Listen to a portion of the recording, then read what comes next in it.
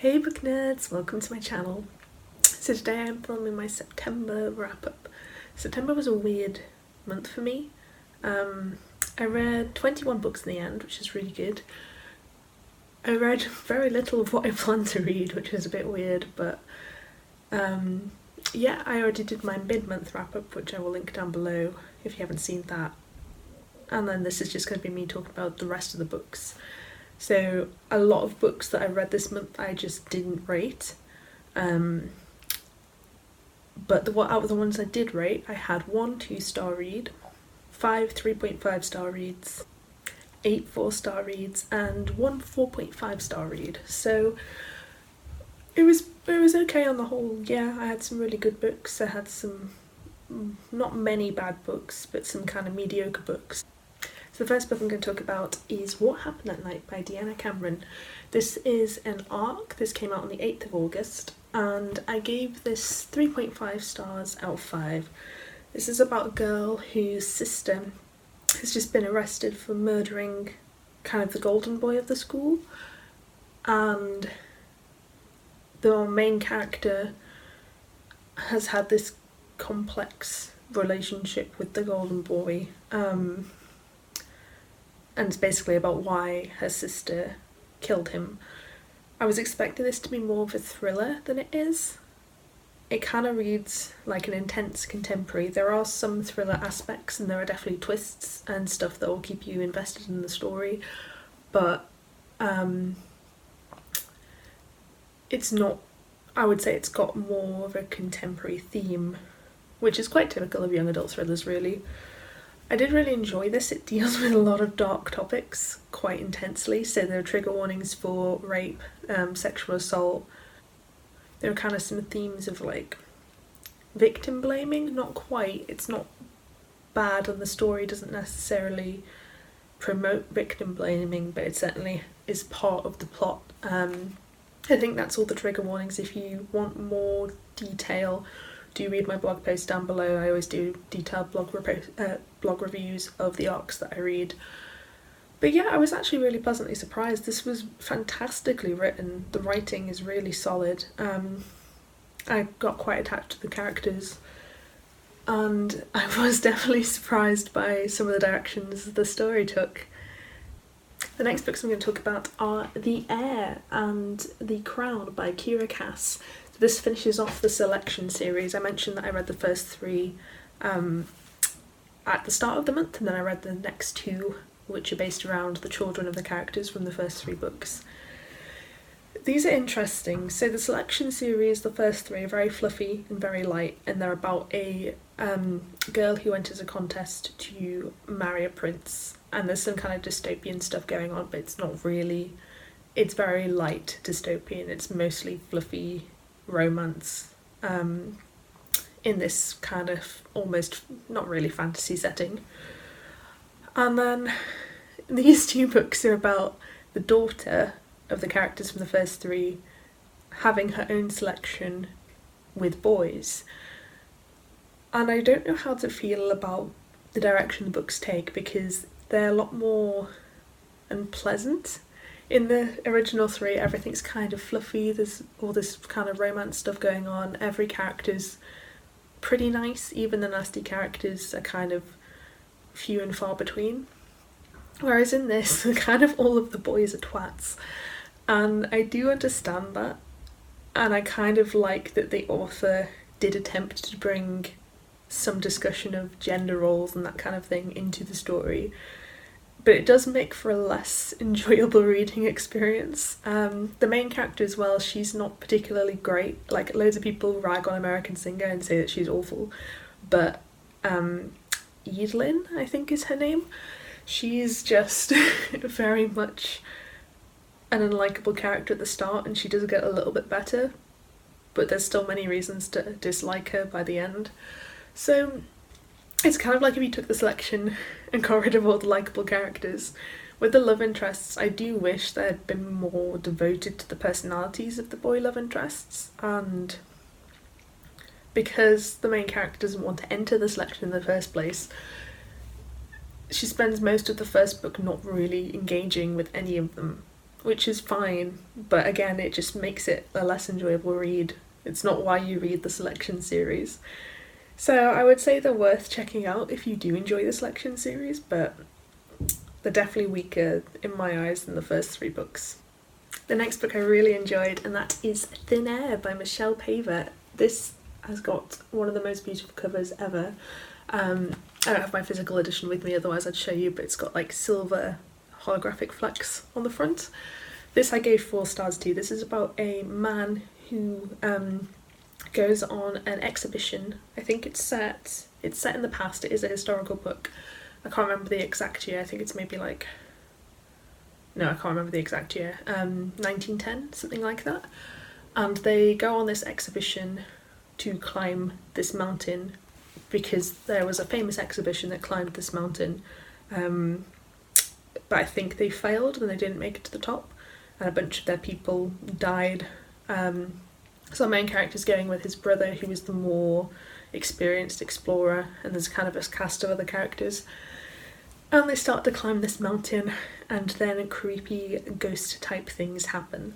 I really, really loved this book. It's very short. I think it's like 200 pages, my physical copy, but it's super atmospheric. It was really well written. I don't like historical fiction at all. It's really not my jam, but I really liked how this one was done.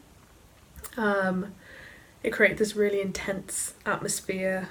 It's just a fantastic setting for a horror book, and it's really well executed as well. There's not really much more I can say about it, but I would definitely recommend checking it out, particularly if you're looking for like a dark, wintry read, because it's very atmospheric with all the snow and the ice and the creepy stuff that happens.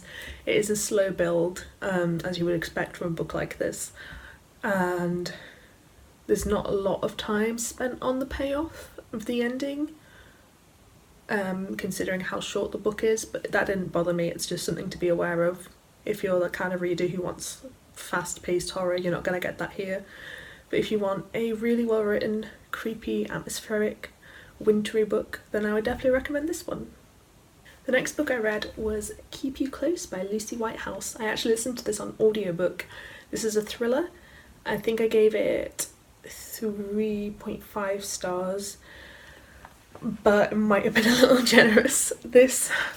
I shouldn't have listened to this on audiobook.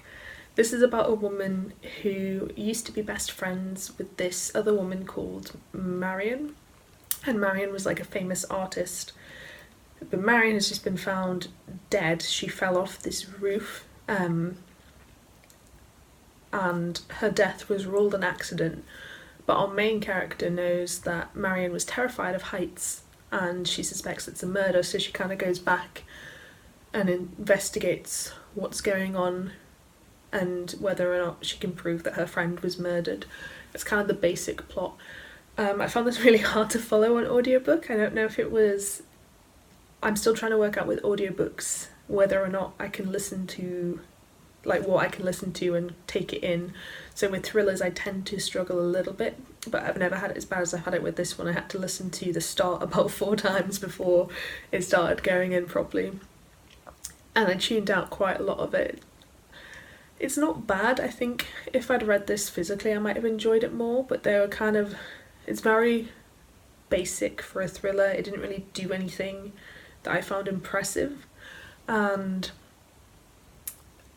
there is like obviously there's a twist because it's a thriller and almost every thriller has twists, and I don't dislike what it does, and I like that after the twist doesn't happen right at the end. It does deal with the consequences of the twist, but before that it's just kind of average, and I think that's why I was switching off. So yeah, it's not a bad book. I do want to read more by this author. This was one of my authors. Lucie Whitehouse was on my 10 authors to read this year, and I've got more of her books on my TBR, and I will definitely read them. I'll probably pick them up in physical copies. But yeah, this was a little bit of a disappointment. The next book I read was a massive one, and that is Imaginary Friend by Chbosky. This I got as an ARC, of course. This came out on the 1st of October. This is like one of the most hyped books of the year. This is the author of Perks of Being a Wallflower. This is his second ever book, and it's very, very different from that book. So, I gave this 3.5 stars out of 5. This is about a boy called Christopher who moves to a town with his mum, and he starts kind of hearing this voice, and then he goes missing in the forest for 6 days, I believe it is, and when he comes out of the forest he's changed. So before, he was very dyslexic, he was struggling at school, he was kind of a typical, I think he's 8-year-old, something like that. And then after this incident in the forest, he is incredibly intelligent. He finds out he can kind of read people's minds, and the voice is now talking to him a lot and telling him to build a tree house. And that's kind of all I'm going to say about the plot. This book is 700 pages long, which I didn't realise. I do not read long books, and I might not have requested this had I known how long it was. Which sounds really bad because I did really like the blurb, but I struggle with long books. This actually wasn't too bad. The start of this book was easily a 5-star read for me. It was one of the best openings I've ever read. I was really engaged. I've seen some reviews on Goodreads saying that the blurb doesn't happen for ages, and that's not true. Everything that I mentioned has happened by like the 10% mark.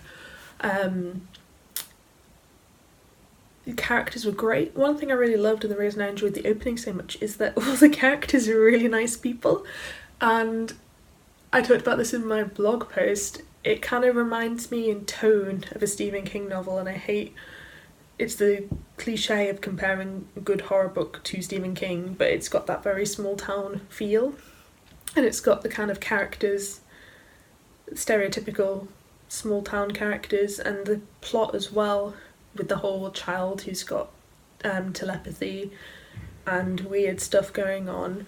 That's all very Stephen King, but it's like Stephen King if you liked all of the characters, which I really enjoyed. I didn't realise how much I hate most of the Stephen King characters and how awful they are as people until I read this, and I was like, oh, it's kind of nice to just read about nice, good people.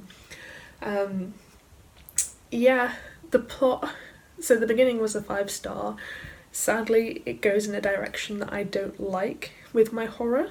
I'm not going to say more than that because I would kind of have to spoil a few things, but it does become kind of more abstract horror and that kind of feel which I don't enjoy. I still really liked it. The writing is fantastic. I didn't actually like Beukes and Being a Wallflower very much, but I really loved the writing of this book. And like I said, I really cared about the characters, so that was great. But yeah, by the end of it, it was a 3.5 star, and it's purely because the plot went in a direction that I didn't like. So if you kind of know my horror tastes, you can probably guess what that direction was and work out. You can always do more research if you want to work out if this book is for you or not. But yeah, I did really enjoy this, and I'm glad I did read it. I got quite a lot out of it, so I'm pleased with that. The next book I read was Survivors Club by Lauren Beukes.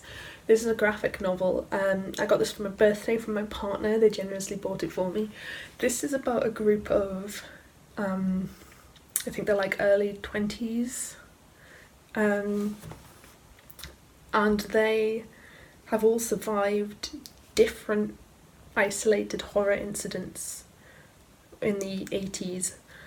So there's like a haunted game, there's like a creepy doll, there's a Japanese style ghost. There's all these different incidents and they all survived them, and now they've kind of all gotten back together for reasons. And that's kind of all I can say about the plot, but without giving stuff away. There will be better summary on Goodreads. I kind of forgotten a lot of the beginning of it, and I can remember lots of the end, which isn't useful for giving plot descriptions. But yeah, I really enjoyed this. I gave this 4 stars out of 5. It has a lot of great stuff going on. It was a little different than I was expecting. I don't know quite what I was expecting it to be, but it's a little more, I guess, kind of abstract again. It's not really the right word, but it's less grounded in the characters than I thought it would be, and that was a little bit of a shame. I kind of wanted more backstories to what they've all gone through and then to bring in the horror that they're currently going through, whereas it kind of did it in a bit more of a disjointed way, which isn't, again, it's a different creative decision, it's not necessarily a bad thing. This is very graphic, there's lots of blood, there's lots of violence, there is sexual content, there's pretty much almost all of the trigger warnings you would expect from this, and yeah, I really enjoyed it. I would definitely recommend checking it out if you like horror graphic novels, and I'm very glad I have it. I don't know if there's more of them. I got like the complete set, but I think there might be a sequel coming out. I'm not 100% sure on that, but if there is, I will definitely be picking that up. And the next book I read was Beautiful Broken Things by Sara Barnard. This I really loved. This is about a pair of girls who are really close friends, and then they go to different schools, and then a new girl starts at one of their schools and they become like a threesome of friends, but the new girl's had a troubled past, and it's just about how she changes that friendship dynamic and dealing with a traumatic past and all that kind of stuff. This is definitely a contemporary rather than a thriller. I think you can kind of read that blurb as being either, but it's definitely in a contemporary. And I really loved it. This was so good. I gave this 4 out of 5 stars, which doesn't sound that high, but the emotional impact this had on me was really quite a lot. There is trigger warnings for all the kinds of abuse, suicidal thoughts, self-harm. I think that's all of them. There's a bit of sexual content as well, not very explicit, but there is mentions of that. And yeah, this was just really beautiful. There was so many moments where I was like, this is gorgeously written. I really liked how it dealt with trauma, so I'm not going to count this as a spoiler because it happens kind of like 15%, 20% of the way through, but you find out that the new girl, Suzanne, has been abused, and that's why she's now living in this new town with her aunt. And Suzanne's character was so well done. She's so complex. She's a troublemaker, but not intentionally. She's not just your stereotypical new girl who starts at the school and she's troubled and she tries to persuade our good main character to do bad things, and then her life goes off the rails, and it's not that basic. There's all this complexity thrown in. I really like how they talk about her trauma and the way she acts, and yeah, I can't really say much more than this. This is a fantastic book. I really recommend you check it out. I know Mental Healthathon is coming up in quite a while. It's coming up in May, but this would be the absolute perfect book for that. And just really, if you want a contemporary book that deals with those kinds of things that I've talked about, just make sure that you can cope with reading about those things, because even I don't really need those kinds of trigger warnings, but it did leave quite an emotional punch, and it was very... I almost cried at the ending, and I never cry at books, so yeah, just be aware of that. But I really liked it, and I would definitely recommend checking it out. And the final book I read this month was Cujo by Stephen King. I did not like this book. I gave this 2 out of 5 stars. This is a book about a rabid dog, and it's not really about anything else, but there are still like 60 characters because it's a Stephen King book, and normally the side characters are doing something, but they weren't really doing anything in this, so it was really weird. I found this really dull. All the parts with the rabid dog were fine, but there's no story beyond that, which I find so weird because that's what Stephen King does really well. I am a massive Stephen King fan, by the way, in case you haven't watched any of my content before. This is my first time reading Cujo. I probably will not read it again because I did not like it. My other main complaint is that, so in every Stephen King book there is the the rapist. There is a guy who will sexually assault a woman or talk about sexually assaulting a woman, and that's in pretty much every Stephen King book. This is the first book where I really noticed that and thought that it was completely gratuitous and that it had no place in the story whatsoever. And it really bothered me because it's made me look at other Stephen King books in a different way, and I hate that because this book is so bad that it's made me reconsider how good the other Stephen King books are in that regard. So yeah, that was a shame. I mean, I'm glad I read it because I want to read all the Stephen King books, but it was really not anything special. It's just a story about a rabid dog, and there's really nothing more to it. Yeah, so that is all of the books that I read this month. I hate ending on a negative note, but that's the last book I read in September. Let me know what you read. Let me know if you've read any of these, what your thoughts are. Let me know if you want to read any of these. As always, check out my blog reviews if you want more detail. Thank you so much for watching this video. I hope you enjoyed it. If you did, please give me a thumbs up. It helps me out massively. And I hope to see you next time.